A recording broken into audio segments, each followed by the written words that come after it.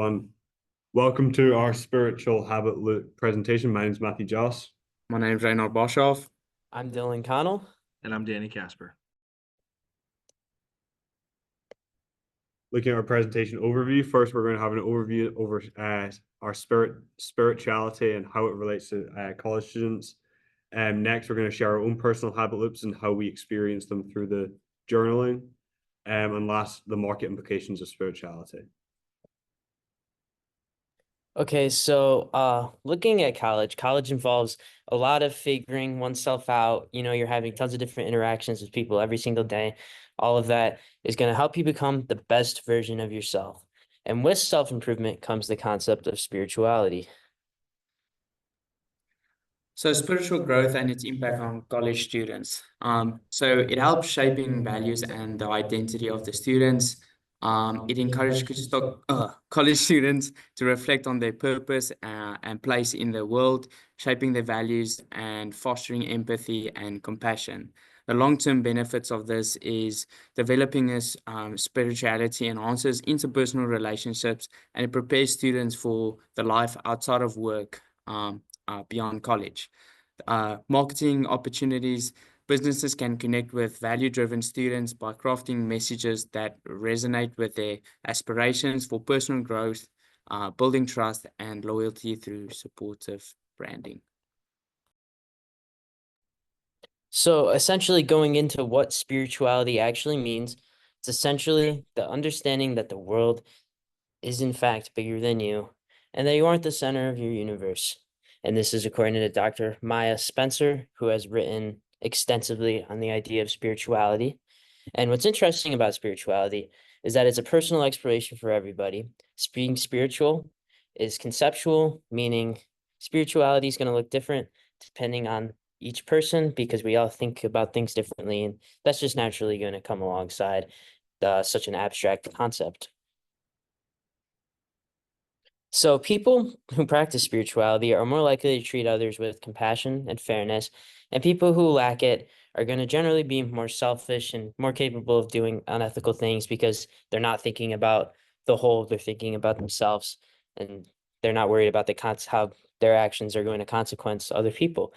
With that, I'd like to address that only around 33% of Americans consider themselves to be spiritual, and this is done through a study by Gallup News.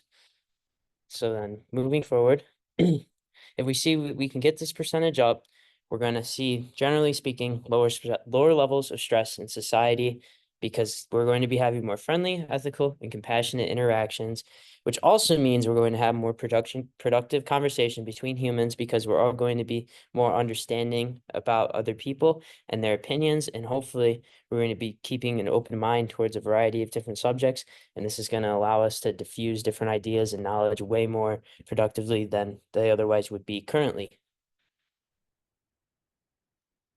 So looking at the spiritual dimension of business success, firstly, spiritually aware employees are said to perform and be more productive. These spiritual values can be taken by business leaders into fostering cultures where employees find value and motivation beyond material rewards. This means that people are more going to show up to work more for the experience than just the paycheck they get for it. So how to achieve this by putting this in place?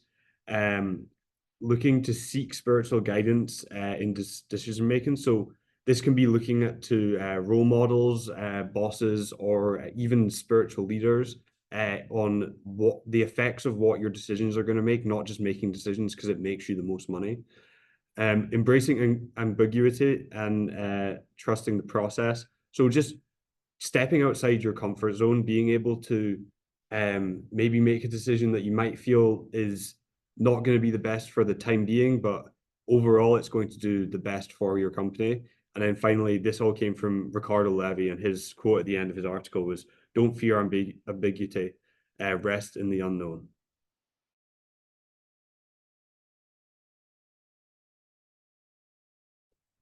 So firstly, looking at my habit loop, my old habit that I found was that I wasn't spending enough time in prayer throughout the week. How I tried to change this, I created a notes file to keep track of prayer points during the day. I then set an alarm to remind me to pray at 10 p.m. every day.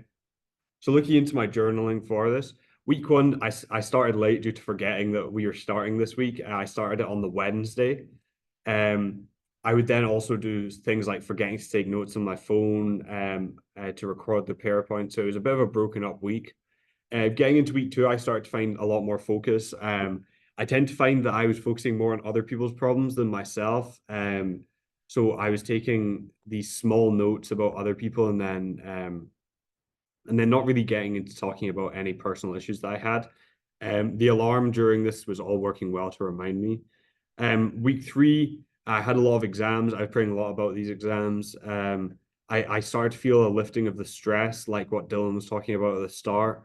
And the only issue I seemed to find was I was missing key details about other people's prayer points. And then week 4 and 5 kind of all clicked together. I had more detailed notes and I was starting to pray about things that were going on around the world, not just other people that I know and myself. This was due to me becoming more comfortable in this routine. It was all going well. My overall experience, I thought this has made me more thoughtful to those around me and the world. It's brought me closer in my faith and it's been really beneficial for me. So the improvements I think for the future. For one, I want to start incorporating scheduling like this into my daily life cycle. I found that it really worked once I started it. So I want to keep this going. I want to reach out to others and maybe start some sort of prayer group with this. And moving off my phone and instead using a physical notebook, as I feel like this would be more beneficial for me. So my habit loop was inconsistent Bible reading and reflection. So my faith is quite important for me. I grew up Christian, and my relationship with God is really important for me. So how I tried to change this was to dedicate at least 20 minutes of my day to read the Bible and just meditate on the Word. And for this habit, I wanted to do the book of Romans. I'm busy with a book that I'm reading about it as well. So I use cues like setting alarms and reducing distractions. So week one was a struggle, but I think that's usually what happens when you try to fix a habit. At first, it starts being hard, and then as the weeks go on, it gets better as you're improving. So yeah, week one, I struggled to establish consistency and adjust routines. With the rugby, it kept me quite busy, and the academics. So in the mornings, I struggled to get it in before my morning lifts. Weeks 2 and 4, I really improved my consistency. I noticed spiritual and emotional benefits through just waking up every day, getting that 20 minutes in really benefited me like through everything that I was doing in that week. My biggest distraction, I would say, is my phone. As I was reading, you end up scrolling through Instagram Reels, and then you get stuck in there, and then you have to get that time in later in that day, and that's quite hard. But week 5, I fully integrated the habit into my daily routine. I could have not really gone without it, because it really like had a big impact on me. My overall experience was transformative, providing clarity, patience, and a stronger connection with my faith. I really enjoyed this habit, and I would definitely use it in the future as well. So improvements for the future, to expand on the habit loop that I've been working on. So I finished the book of Romans, so I would probably go on and do another book in the Bible. Maybe get some of my friends involved that would help me with accountability so that we can help each other. Like Josh said, with his praying as well. Maybe we can incorporate both of these together. And then just to set a time to journal about how the daily readings was, and just share with someone else about what we experienced and stuff. Okay, so my bad habits revolve around me judging people based on what they look like. Generally, this is done through a cue of just seeing someone that I would find particularly interesting and then making opinions in my head about them that may not necessarily be true with the value that I found in the fact that I would sort of be figuring these people out, and when in reality, I knew nothing about them. So I tried to change this by challenging my thoughts of judgment as they came, with both logical and emotional reasoning, basically telling myself that my opinions, just based off of a look off of face value, probably mean nothing. And it's generally better to not judge people. And so that's kind of the reasoning which I incorporated into my new habits. So going into week 1, I established my new habit routine, interrupting my judgmental thoughts. Consistency was sort of on and off here for this first week. It's sort of slow to catch on to the fact that I do need to be almost very intentional with the disruption of my negative habit loops and my negative judgments, and replacing them with the idea that I shouldn't be judging them. So then moving forward into weeks 2 through 4, I remained consistent over time, became more consistent with interrupting my negative judgments. I began to sort of speak out to my friends about what I'm doing here with this new habit loop, around the fact that not only am I judging people, a lot of people judge other people, as we all probably know. And so I got my friends on board with trying to be better about judging other people, and speaking out when we see negativity that doesn't need to necessarily be there. Going into week 5, I felt more set in stone with my new habit loop. It still generally feels a little unnatural to like sort of intentionally disrupt negative thinking patterns, because it's not habit for me to just not do it yet, but I'm hoping in time that will sort of solidify more and more. So generally overall, it felt good knowing I was making an effort to benefit myself, to better myself, and it'll be interesting to see what happens moving forward. Speaking of, improvements for the future would be to continue remaining consistent with my old habit loop, and to continue to hold my friends accountable, because it's good to have each other to keep ourselves in check. I'm not going to try anything new for now, because I still think it's good, just based on the fact that my new habit loop feels a little bit unnatural, that I keep trying to reinforce what's already there and not try to expand on anything, and get really good at what I know I'm doing right. And for my habit loop, I was experiencing the problem of not when I had my free time in the day, when I was done with my busy work, school, working out, whatever, I would immediately pick up a controller, pick up headphones, and just do things to distract myself until I was busy again. So this led to me not having enough time for self-reflection. And so I decided to try a little meditation.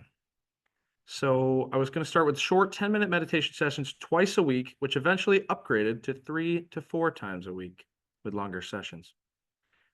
So I was going to begin my mornings with no technology distractions, just myself, breathing techniques, and reflecting. The no technology is very important here. So for my journal, week 1, I found it very difficult to stay focused. I wasn't too interested, but I still took the time to try. It was pretty uncomfortable, not going to lie. Weeks 2 to 4, it got a little easier. I eliminated distractions. I downloaded an app, but I ended up using it long term because it was terrible. And I found it easier to meditate for longer periods of time and more frequently. And so for week 5, I found myself pretty much enjoying the process. I felt mentally clear. I was prepared for the day ahead when I did it in the mornings, and my routine was relatively established. So my overall experience is that I've learned valuable mindfulness and how important reflection is during the busyness of life's activities. So for future improvements, I'm going to continue to find consistent time throughout the week for 10 to 20 minutes of meditation. My reasonable goal is to do it 2 to 3 times a week, and I'm going to reinforce these practices and make the self-reflection space as comfortable as possible to promote further mindful behavior.